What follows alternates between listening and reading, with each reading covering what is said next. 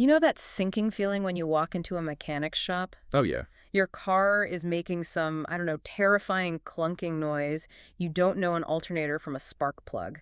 And you just have this gut feeling you are about to be fleeced. That's the classic information asymmetry problem. You don't know what you don't know, and the person across the counter knows exactly how to exploit that. Exactly. Now take that anxiety, multiply it by about 10, and apply it to your business. Ah. That is exactly what it feels like to hire a web design or an SEO agency right now. You decide it's time to grow, you type digital marketing agency into Google, and boom. A tsunami of options. It is so overwhelming, and they all look the same. They do. Slick, modern websites, promises of explosive growth, all the same buzzwords. Yeah. And they all want a monthly retainer. And the stakes are so much higher than the car repair. If you pick the wrong mechanic, maybe you lose a few $100. Oh. But if you pick the wrong agency, You lose time. That is the real cost. It's not just the money you wasted on fees. It's the 6, maybe 12 months of lost opportunity while your competitors were actually ranking and taking your market share. you can't get that time back. Never. You can earn the money back, but you can never get that year back. Okay, so that is why we are here. We are going to fix that information asymmetry.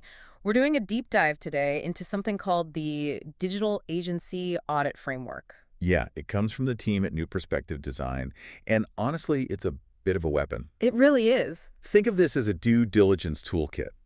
We're going to give you a specific set of checks, basically a detective kit, that you can run on any agency or freelancer right from your laptop. And the goal here is to stop hiring based on, vibes, because let's be honest, that is how most of us do it. It is. We look at the price, we look at the portfolio to see if the designs look cool, and we see if we like the sales guy. Which is like buying a house because you like the curtains without ever checking if the foundation is cracked. Right. We need to shift that mindset. We are moving from judging aesthetics, what it looks like, to judging operational health, how it actually works. I love that term, operational health. Okay, so let's crack open this toolkit. First, check in the framework. The Search Visibility Audit, or as I like to call it, do they eat their own dog food? Yeah. This is the most logical, yet consistently overlooked test. It's so simple. If an agency is pitching you on SEO, search engine optimization, claiming they can get you to the top of Google, Shouldn't they be there themselves? shouldn't they be there themselves? It seems obvious when you say it out loud, but I feel like I hear this excuse all the time. Oh, we're just so busy getting results for our clients. The cobbler's children have no shoes. It is a convenient excuse, isn't it? Yeah. But let's look at the reality. If you're a baker and you bake the best bread in town, you don't starve. Right. If an agency's core product is visibility, they have to demonstrate visibility. Now, they don't need to rank for everything, not best pizza in New York, but they have to rank for their core identity. So be specific. If they call themselves an SEO agency in Chicago, they better be on page 1 for SEO agency Chicago. Precisely. Or web design company in London. If you search for that and they are on page 5, or worse, nowhere to be found, that is a massive red flag. What does that tell you? It suggests one of two things. Either they don't actually know how to rank in a competitive space, or their methods are just old, outdated. And if they can't do it for themselves with all their internal expertise, why would I ever believe they can do it for me? You shouldn't. Now, we have to be fair. SEO does take time. But if they've been in business for 5 years and have zero visibility, that's a deal breaker. Okay, so how do I actually check this? Do I just type the agency name into Google? You start there, yeah. But to really see what's going on, you need to use some tools. And don't be intimidated by them. Like SEMrush or Ahrefs? Exactly. SEMrush, Ahrefs, SimilarWeb, most of them have free trials or, limited free versions. Good enough for a quick check. For sure. You just take the agency's domain name, plug it into the tool, and look at the organic traffic chart. You're just looking for a pulse. Is the line going up? Is it steady? Or is it a flat line at 0? You're basically X-raying their business. You are. If their homepage screams, "We dominate search," but the data shows they get 10 visitors a month, you've caught them in a lie before you even signed a contract. Trust, but verify. Okay, let's move to the second layer of the audit, the technical portfolio audit. Now, usually when I look at a portfolio, I'm just clicking the pretty pictures and thinking, oh, I like that color scheme. And that is exactly what they want you to do. Yeah. Portfolios are curated. They are the highlight reel. The Instagram version of their business? Yes. Everything looks perfect. Everything's filtered. We need to see the reality. The source material mentions a specific hack for this that I thought was absolutely brilliant, a way to bypass the curated gallery. The designed by search. It is so simple, but nobody does it. How does that work? You just go to Google and search for designed by agency name in Yeah. quotation marks. Ah, because most agencies put that little credit link in the footer of their clients' websites. Site by agency X. Exactly. And Google indexes that. So when you run that search, you aren't seeing the 3 projects they decided to show you.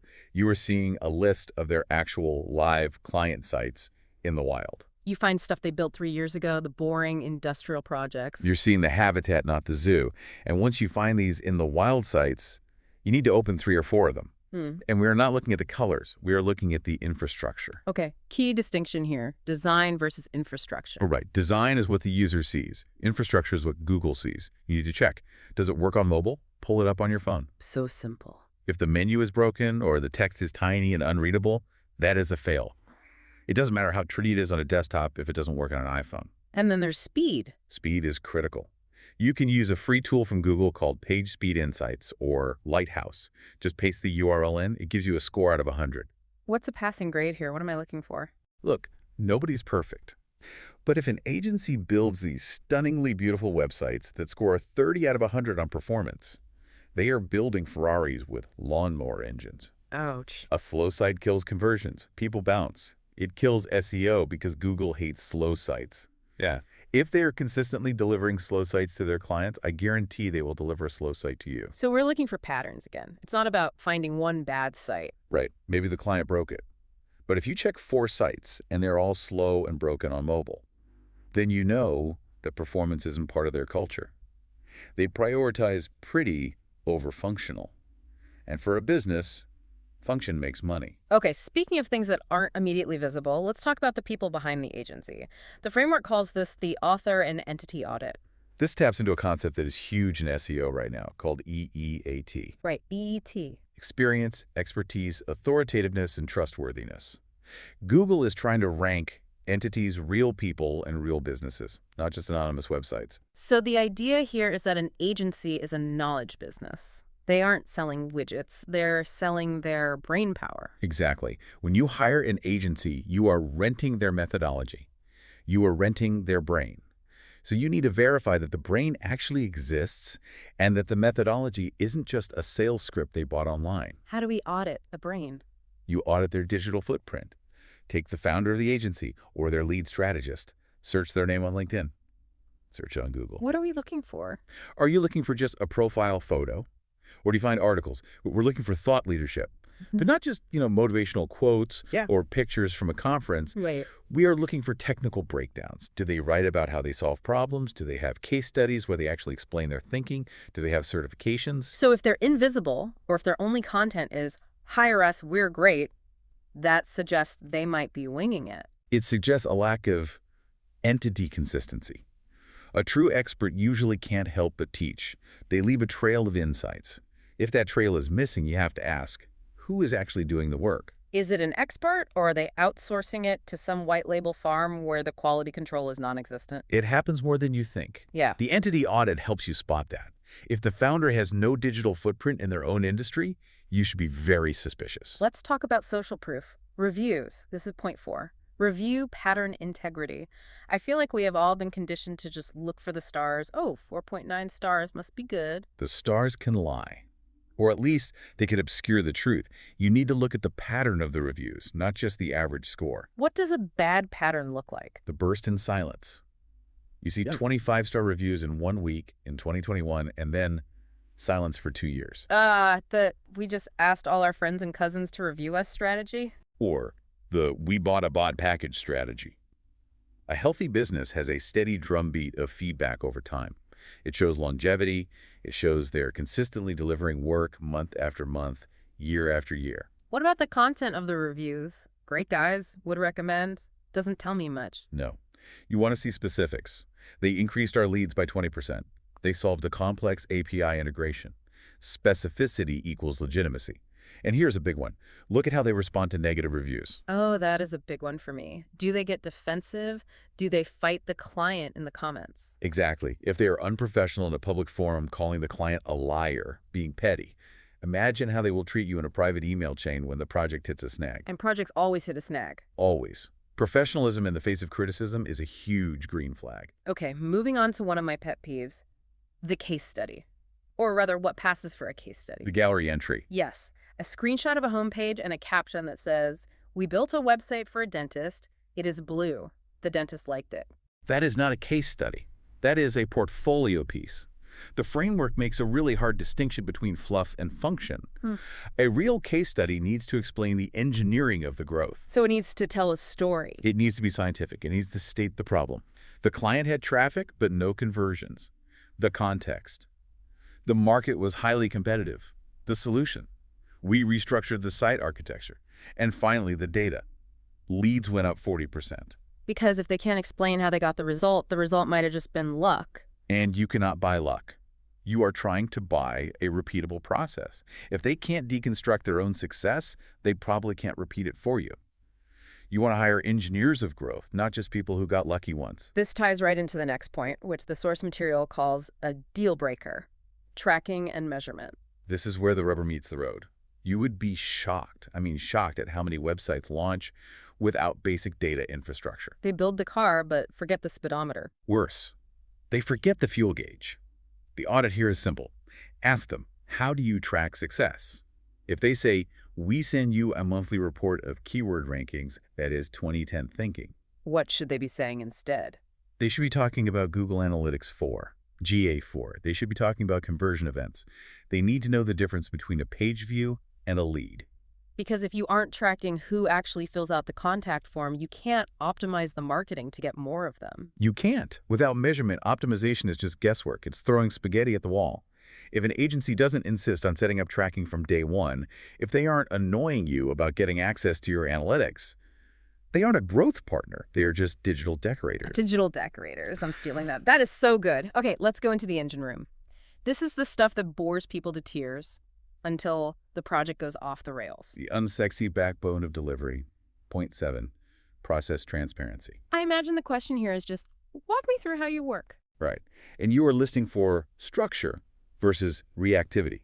Reactive sounds like, well, we meet, we get a vibe, we mock it up, and then we build it. It sounds flexible, right? Or agile. It sounds like chaos. It sounds like budget overruns. You want to hear phases. Discovery, keyword research, UX planning, development structure, testing, post-launch support. You want to know that there's a roadmap. Yes, a defined workflow reduces risk. It means they aren't figuring out how to build a website on your dime. They've done this 100 times before. They know where the pitfalls are. And tied to that is operational legitimacy. It sounds like legal stuff. It is, but it protects you. Yeah. Are they a registered business? Do they issue contracts? Is the scope clearly documented? The dreaded scope creep. It kills relationships. I thought unlimited revisions were included. I thought you were writing the content. If these things aren't defined in a contract, you are heading for a fight. So a thick contract isn't a bad thing. A clear contract is a sign of maturity. It signals they are looking for a professional partnership, not a quick cash grab. It sets boundaries. And healthy relationships need boundaries. We've covered a lot. Visibility, tech, entity, reviews, data, process. But there's one final piece that sort of brings it all together: complexity matching. This is the empathy part of the framework. It acknowledges that not everyone needs a Ferrari. Right. Sometimes you just need a bike. Exactly. If you are a local coffee shop and you just need a one-page site so people can find your address and see your menu, do you need a massive agency with a 20-person team and a complex data infrastructure? Probably not. That sounds like overkill. Yes. And very expensive. It is. A capable freelancer is perfect for that. You don't need the heavy overhead. But, and this is the big but, if you are trying to scale, if your business depends on organic search traffic to survive, if you need to integrate with a CRM like Salesforce, if you are running paid ads with a $10,000 monthly budget, you cannot hire a freelancer for that. That's underbuilding. You are building a ceiling over your own head. The trap is choosing a provider based on your wallet instead of your growth stage. I can get this website done for $500 on Fiverr. And you will have a $500 business. Mm-hmm. If you need technical scalability, you need a structured agency, you need a team, complexity matching is about being honest with your own ambition. So to recap, we've gone from a vibes-based hiring process, I like their style, to a structural audit. We've given you the detective kit. Let's run through it one last time. Go for it. 1, search visibility. Do they rank for their own services? 2, Technical portfolio. Do their client sites actually work? Use that design by search. Right. 3, entity audit. Are they recognized experts? 4, reviews. Is there a consistent pattern? 5, case studies. Is it engineering or just pretty pictures? 6, Right. data. Do they track what matters? 7, process. Do they have a roadmap? 8, ops. Is the paperwork legit? And 9, matching. Do they fit your ambition? It sounds like a lot of work for the listener, honestly. It takes maybe 45 minutes to do this properly. An hour, tops. Compare that to the hundreds of hours and thousands of dollars you waste on a failed project. Good point. This audit is the cheapest insurance policy you will ever buy. And remember, you have the tools. Google, Lighthouse, Ahrefs, LinkedIn. You don't have to take their word for it. You never should. In the world of digital sales, trust is good, but evidence is better. So here's the thought I want to leave everyone with. It's a bit of a challenge to our listeners who are looking to hire. If an agency is sitting across from you, looking you in the eye, selling you growth, selling you visibility, selling you expertise, but they haven't achieved it for themselves, and they can't prove how they achieved it for others, are they experts? Or are they just very good salespeople? And the real question is, are you willing to bet your business's future on the difference? That's it for this deep dive. Go audit some websites. We'll see you next time.